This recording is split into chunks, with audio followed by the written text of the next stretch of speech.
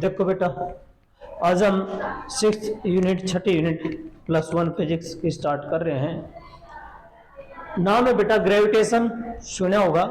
9th 10th में गुरुत्वाकर्षण, गुरुत्वाकर्षण बेटा सुना होगा नाम, गुरुत्व नाम सुने होगा, सभी आप पढ़ चुके हैं। अब यहाँ थोड़ा ब्रॉड थोड़ा एक्सप्लेन हो जाएगा। तो इंट्रोडक्शन करा रहे हैं आज, क्योंकि जो आपका सिलेबस उसमें सबसे पहला टॉपिक है इंट्रोडक्शन। लेकिन इंट्रोडक्शन बहुत जरूरी है, क्योंकि बेटा क्या है, ये जो ग्रेविटेशन शब्द आपको दिखाई दे रहा है, ये इस संसार का, इस यूनिवर्स का आधार है। आधार है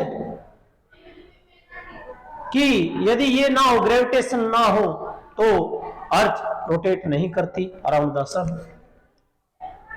means existence of the universe, existence of the atom ही नहीं होता। क्योंकि एटम में पढ़ रखे आपने, इलेक्ट्रॉन्स क्या करते हैं, रिवॉल्व करते हैं अराउंड द न्यूक्लियस। इलेक्ट्रॉन की मास कम है, न्यूक्लियस में सारी मास होती है, तो उन दोनों दो बॉडीज के बीच में क्या, फोर्स ऑफ अट्रैक्शन है। मतलब कि एक छोटे छोटे कण से लेकर आप ये लगा लो कि भाई पूरा यूनिवर्स में जो बेस है, बैकबोन है इस यूनिवर्स का, कौन है बेटा, ग्रेविटेशन है। लेकिन सबसे पहले बेटा हम यहां बात करेंगे फर्स्ट गैलीलियो। जो गैलीलियो बेटा, कौन बेटा, गैलीलियो। तो गैलीलियो ने क्या बताया था, सुनो ध्यान से। जो गैलीलियो था बेटा, उन्होंने सबसे पहले ये बताया था कि अलग अलग मास की दो बॉडी, ये दो बॉडी है, एक ये है कैट और एक ये है, हो गया। इसकी मास ज्यादा, इसकी कम है। ये तो यदि मीडियम एक हो और दोनों एक हाइट से गिरा दे, यदि एक हाइट तक गिराओगे बेटा, दोनों को सेम हाइट से गिरा दो आप, ये सेम हाइट है, जब दोनों को सेम हाइट से गिराओगे ना, ये दोनों एक साथ नीचे जाओगे, बिल्कुल एक साथ। हालांकि एक क्या भारी, एक की मास क्या है, ज्यादा, और एक की मास क्या है, कम। ये देखो ऐसे दोनों को एक साथ एक हाइट से गिराना बेटा, आप एक हाइट से छोड़ दो, दोनों एक साथ नीचे जाएंगी। इसका मतलब क्या हुआ, सबसे पहले किसने बताया बेटा, ये ग्रेविटेशन। किसके बारे में किसने बताया, ग्रेविटेशन में, ग्रेविटेशन टॉपिक में सबसे पहले गैलीलियो ने बताया कि टू, क्या बोला बेटा, फर्स्ट गैलीलियो says that, क्या बोलेगा बेटा, says that, क्या बोला था कि two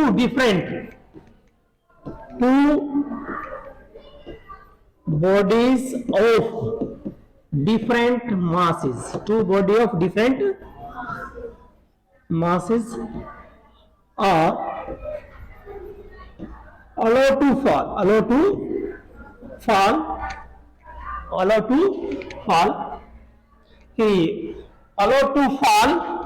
कहां से, from a common height, from a common height।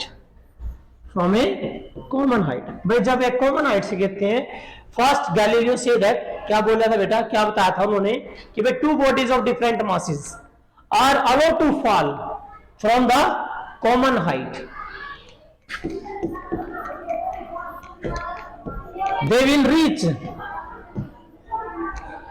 they will reach in the same time। हालांकि मास क्या है दोनों की, मास क्या है, डिफरेंट है, two bodies of different masses और allow to fall from a common height. तो दे विल रीच, हाँ भाई, they will reach in same time, they will reach in same time, बस सेम टाइम में पहुंचेंगे वो। किसमें पहुंचे बेटा, सेम टाइम में। और जो एक्सेलरेशन, क्यों भाई, क्या कारण है बेटा, क्या कारण था इसमें, ये कहता है कि भाई ईस्ट का मतलब क्या हुआ कि ये एक भारी बॉडी थी बेटा और ये एक हल्की बॉडी, ये भारी बॉडी, दोनों के अंदर अर्थ ने दोनों को एक साथ खींच लिया, एक साथ खींचा। ईस्ट का मतलब क्या, वो क्या बेटा, ग्रेविटी। क्या बेटा, वो ग्रेविटी शब्द है, एक्सेलरेशन ड्यू टू ग्रेविटी। तो ये कहता है कि भाई it mean all the body of the variable mass, क्या कहते हैं बेटा, यहां it mean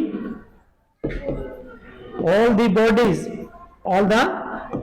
of variable mass, all the body of yes variable masses, भाई सभी बॉडी जो अलग अलग मास है बेटा, all the body of variable masses क्या हो बेटा, आर एक्सेलरेटेड,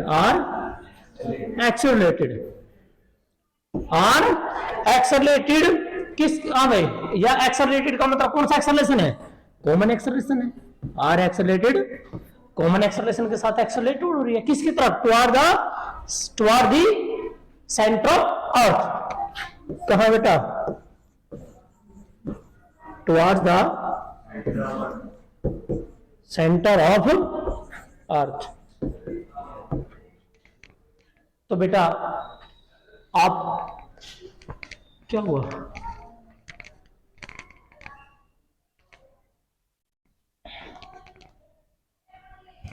अब बेटे क्या है कि अकॉर्डिंग टू, बात की हमने अकॉर्डिंग टू गैलीलियो ने एक बात बोली थी, भाई दो बॉडी अलग अलग मास की है, यदि दोनों को सेम हाइट तक गिरे तो दोनों एक टाइम में पहुंचेंगे, यह बात लिख रखी भाई, both are reach at the same time, और ये दिखाया भी है मैंने, अब डाल के देखोगे करेक्ट है, बिल्कुल सेम टाइम में पहुंचेगी। इसका मतलब क्या हुआ कि दोनों का एक्सेलरेशन क्यों रहा, common, and that acceleration is called acceleration due to gravity. इस एक्सेलरेशन का क्या नाम बेटा, एक्सेलरेशन ड्यू टू ग्रेविटी नाम है।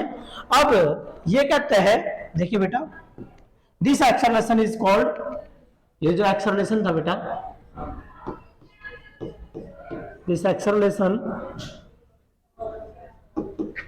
इज कॉल्ड, क्या नाम है इसका, क्या लिखोगे बेटा, acceleration due to gravity, acceleration due to gravity, ये नाम है बेटा। तो यहां जो अगला इसके बारे में बताया था गैलीलियो ने, सबसे मेन पॉइंट है बेटा लॉ ऑफ इनर्शिया। गैलीलियो ने बताया था कि इनर्शिया, तो इसका मतलब क्या लिखेंगे, ही सजेस्ट दैट, उसने एक बात सजेस्ट की थी कि जब कोई बॉडी रेस्ट में है या कोई बॉडी यूनिफॉर्म मोशन में है तो वो बॉडी अपनी उसी स्टेट में रहेगी जब तक एक्सटर्नल फोर्स ना लगे।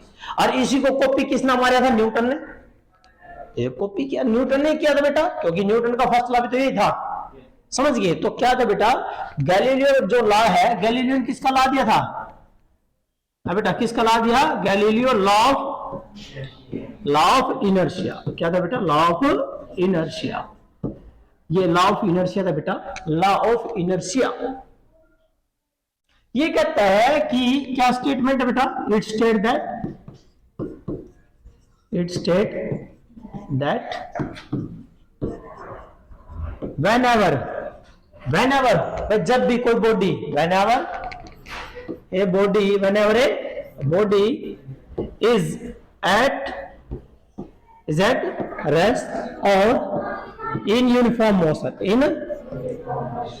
is at rest or in motion में हो या रेस्ट में हो, ठीक है। It state that whenever a body is at rest or in uniform motion, जब भी कोई body, it state that whenever a body, जब भी कोई बॉडी किसमें होगी, या तो वो रेस्ट में होगी या वो यूनिफॉर्म मोशन में होगी, इट रिमेन, वो क्या होगी बेटा, it remain in its state, और कौन सी स्टेट, यहां कौन सी बेटा, या तो रेस्ट की या फिर मोशन की, या तो बॉडी रेस्ट में रहेगी या मोशन अपनी स्टेट में रहेगी, कब तक, till there is no external force is applied, away until या till there is no external force, क्या लिखो बेटा, yes, till there is no any till there is a no any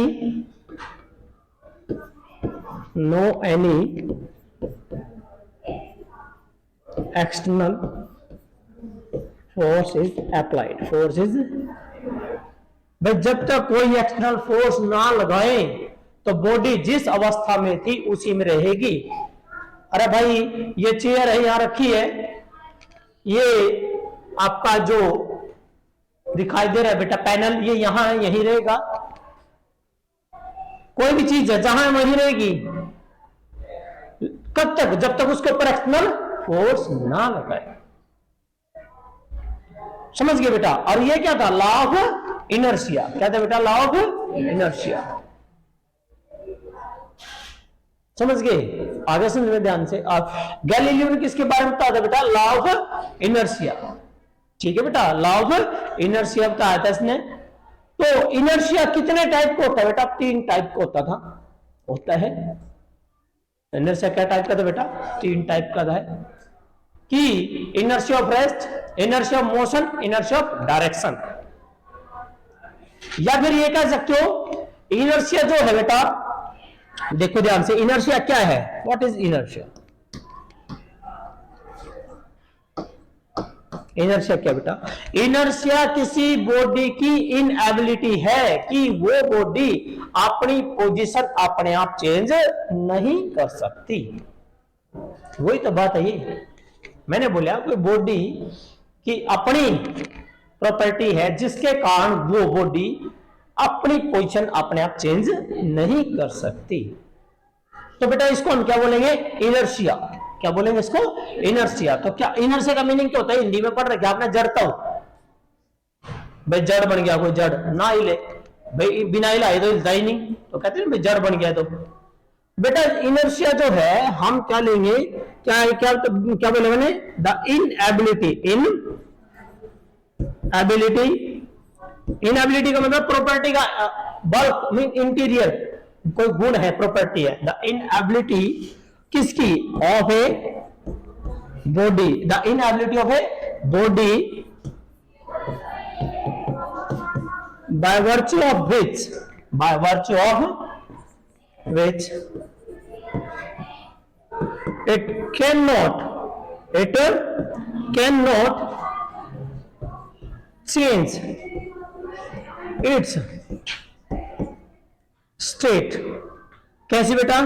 state of rest, motion या फिर direction. State of rest, motion और direction by itself. भाई अपने आप नहीं कर सकती बेटा, बाय इटसेल्फ। अपने आप कोई वस्तु अपनी पोजीशन में चेंज नहीं कर सकती। ईंट कहीं रखी है, रखी रहेगी। कोई ईंट पड़ी है, वो ईंट पड़ी रहेगी, वो तो अपने आप थोड़ी करेगी वो। समझ गए मेरी बात? आप बाइक चला रहे हो, आप मोड़ आ गया, बाइक तो सीधा रहना चाहिए। क्या गुण है वो? उस बाइक का गुण है, प्रॉपर्टी है of the bike to stay in its direction. जिस डायरेक्शन में थी वो उसी में रहना चाहती है। मोड़ आ गया तो आप क्या करोगे? मोड़ काटोगे। मोड़ काटने का मतलब है you have applied external force. क्या लगाया आपने? एक्सटर्नल फोर्स लगाया। ओके, ये होते बेटा। तो इनर्शिया की टाइप कितनी टाइप है बेटा? इनर्शिया की 3 टाइप है। कितनी है बेटा? इनर्शिया की वो अलग था जो हमने किया, मूवमेंट ऑफ इनर्शिया, याद रखना है। कभी आप इसमें समझ लो, रोटेशनल में हम लिया था, यहां हम कर ले रहे बेटा इनर्शिया। तो इनर्शिया मैंने बताया inability of a body by which a body can not change it's state of rest और स्टेट ऑफ मोशन और state of direction by itself. तो बेटा 3 डेफिनेशन है। क्या लिखोगे? इनर्शिया की 3 टाइप है बेटा। इसकी 3 टाइप है। पहला inertia, yes, inertia of rest. ठीक है बेटा, पहला इनर्शिया ऑफ रेस्ट है। दूसरा yes inertia of motion, inertia of motion. और बेटा तीसरा है आपका सी पार्ट है inertia of direction, inertia of direction. अरे भाई इनर्शिया ऑफ रेस्ट का मतलब the inability of a body, inability of a body, यहीं से डेफिनेशन बना दोगे, यहीं से ये the inability of a body by which body can not या a body can not change it's state of rest by itself. State of rest by itself, भाई अपनी स्टेट ऑफ रेस्ट अपने आप नहीं चेंज कर सकते। जैसे स्टूल है, एक बस खड़ी है रोड पे, खड़ी रहेगी वो जब तक ड्राइवर उसको ऑन नहीं करेगा, इंजन वर्क नहीं करेगा, खड़ी रहेगी वो। ठीक है, तो ये सारे एग्जांपल बेटा स्टूल, मेज, हाउस, ये सब कुछ जो है किसमें, इनर्शिया ऑफ रेस्ट में, किसमें बेटा, इनर्शिया ऑफ रेस्ट। या फिर क्या होता है बेटा, इनर्शिया ऑफ रेस्ट में आपने एग्जांपल पढ़ रखी है, सबसे बढ़िया है, कोई बॉडी रेस्ट में ना रहना चाहती है। अरे पेड़ के पत्ते जब पूरे कंप्लीट क्लोरोफिल खत्म हो जाता है, पीलापन आ जाता है, जड़ते हैं, अपने आप नीचे पड़े। या फिर आप एक बार वो देखो, जब फल होता है, पका हुआ फल, अब थोड़ा ही ला दो ऐसे पेड़ को, फल नीचे आगे पड़ेंगे। क्यों भाई? क्योंकि फल किस में थे, रेस्ट में थे। किस में रहना चाहना है, रेस्ट में रहना चाहते हैं, इसलिए नीचे।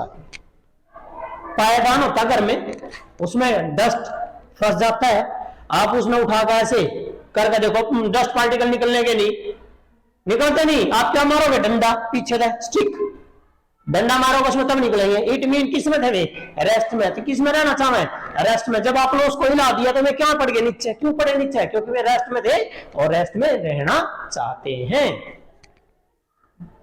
दूसरा, एक बाइक एकदम स्टार्ट करी, पीछे जो बच्चा बैठा कहां पड़ेगा, आगे या पीछे, पीछे। क्यों, किस में था वो, रेस्ट में। तो क्या में रहना चाह रहा है, रेस्ट में, इसीलिए। क्लियर है। अगला जो inertia of motion, the property of a body by which which a body can not change it's state of motion by itself. Example, भाई कोई चीज चल रही है तो चलती रहेगी, आपने फोर्स लगाना पड़ा, ब्रेक तो लगाने पड़े हैं, लगाने पड़ते हैं ना। दूसरा, अब आ जाओ इसका एग्जांपल, इनर्शिया मोशन में बॉडी कहां जाएगी, आगे जाएगी। चलती चलती बस एकदम रुक जाए तो पैसेंजर और जो सब बस के ऊपर सामान रखा कहां जाओगा, आगे। क्यों, किस में था सामान, मोशन में था, और वो किस में आएगी, एकदम रेस्ट में। तो सामान किस में रहना चाह रहा है, मोशन में। पहले मोशन में था, मोशन में रहना चाहता है, इसलिए आगे जाकर भिड़ेगा। क्लियर है। अब आज इनर्शिया ऑफ डायरेक्शन आ गया, समझ गए होंगे आप इनर्शिया ऑफ डायरेक्शन भी, कि भाई बॉडी जिस डायरेक्शन में वो उसी में रहना चाहती है। ठीक है। और इसका एग्जांपल कि जैसे एक स्ट्रेट रोड है और उस पर एक टर्न आ जाता है, आप बाइक ड्राइव कर रहे हो तो टर्न यदि आप ना लो, एक्सटर्नल फोर्स ना लो, तो बाइक कहां जाएगी, सीधी। क्योंकि प्रॉपर्टी है तो to stay in its own direction, अपने ही डायरेक्शन में रहना चाहती है body, and that property is called inertia, is called inertia. Clear है बेटा, ये था। अब यहां जो है बेटा बात करते हैं कि एक ध्यान से देखना बेटा प्लैनेटरी मोशन के बारे में, क्योंकि हमारा जो ये टॉपिक है बेटा प्लैनेटरी मोशन है। प्लैनेटरी मोशन का मतलब जो प्लैनेट मोशन कर रहे हैं, चांद, पृथ्वी, अबे बुध ग्रह, शुक्र ग्रह, शनि ग्रह, सारे जितने भी प्लैनेट्स हैं, all are revolving around the sun and moon revolving around the earth. तो प्लैनेटरी मोशन के बारे में बेटा सबसे पहले आप याद रखना कौन था, एक टाइचो ब्राही। कौन था, टाइचो ब्राही, एक साइंटिस्ट थे बेटा, एक एस्ट्रोनॉमर थे, जिनने अपनी सारी जिंदगी है ना रिकॉर्ड करने में नोट करी, रिकॉर्ड करता रहा, नेक्ड आइज से सारा डाटा रिकॉर्ड करता रहा। और आपने पद देखे होगा बेटा, एक बढ़िया होता है, बढ़िया के अलावा एक आदमी होता है जिसका सारा हिसाब किताब रखा है, उन्हें क्या करें, मुनीम। मुनीम का मतलब है असिस्टेंट। क्या था, असिस्टेंट। तो केपलर का, इसका टाइचो ब्राही का जो असिस्टेंट था, कौन बेटा, असिस्टेंट। इसका असिस्टेंट कौन था बेटा, केपलर। कौन था बेटा, केपलर इसका असिस्टेंट था टाइचो ब्राही का। टाइचो ब्राही ने अपनी सारी जिंदगी गुजार दी किसमें, रिकॉर्ड करने के लिए। क्या रिकॉर्ड करने के लिए, प्लैनेटरी मोशन। प्लैनेटरी मोशन को रिकॉर्ड करने के लिए बेटा इसने सारी जिंदगी गुजार दी। सारे नियम, इन्हें सारा डाटा इकट्ठा कर रखा था, क्योंकि जब आपने देखे होगा बनिए के कोई चीज आ रही है जा रही है, सारा हिसाब किताब बनी उन्हें पता, मुनीम ने। वो क्या करता था, जब कोई प्लेनेट देखता था, उसकी पोजीशन देखता था, उसको दिखाता था, भाई देख ये दिख रहे हैं, हाँ दिख रहे हैं, नोट कर ले, इतने एंगल पे दिख रहा है, ये नोट करता था, क्योंकि सारा एक्सपीरियंस उसने भी हो गया था। क्योंकि जब सारा काम वो अपने हाथ तक करेगा तो उसको भी नॉलेज होती थी। टाइचो ब्राही के मरने के बाद केपलर ने उनके अंदर कुछ सुधार करके थोड़ा बहुत और पेश कर दिए, जी लो मैंने नियम बनाए, किसके, प्लैनेटरी मोशन के। प्लेनेटरी मोशन के नियम बनाए कितने? 3। कितने लॉ थे बेटा? 3 लॉ से। वो कहता है ऑन रिकॉर्ड। ऑन रिकॉर्ड तो किसको नाम जाता है? केपलर को। ऑन रिकॉर्ड किसको नाम जाता है? केपलर को। लेकिन बेटा इनकी खोज तो किसने कर दी थी? टाइचो ब्राही ने खोज कर दी थी। क्रेडिट कौन ले गया? केपलर।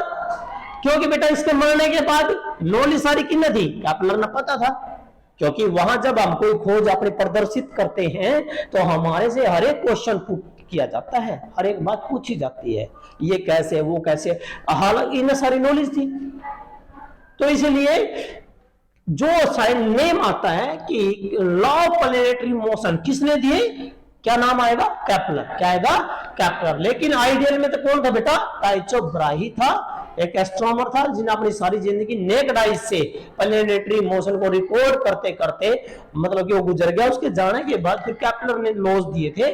कितने थे बेटा? 3 लॉ थे केपलर के।